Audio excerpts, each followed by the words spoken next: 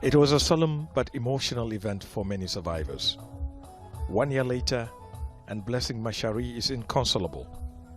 She survived last year's disaster because the torrential rains kept her away from her home the night before.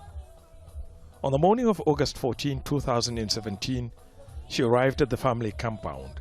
17 members of her family, including her husband of only 7 months, were all gone. I can't do anything since they died. Sometimes I cry all day. So on this day, we gather to pray for them and for God to give me the strength to continue. But it is not easy. She and a few hundred others are here to remember the dead and to offer prayers they never had the chance to offer last year. This is the first time many of the survivors have come this close to the scene of the disaster in 2017. The pain on the faces of some is as fresh as it was in the immediate aftermath.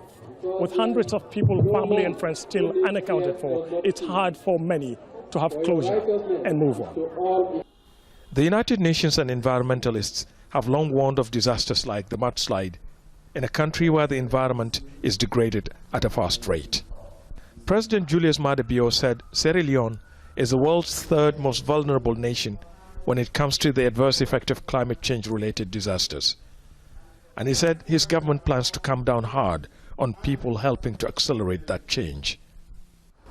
The Sugarloaf Mountain and its environs is an environmentally protected area, and anyone who builds on this environmentally protected area will be prosecuted and that building will be demolished. We are banning stone mining, charcoal burning, fuel wood activities in the reserved forest area of Sugarloaf Mountain.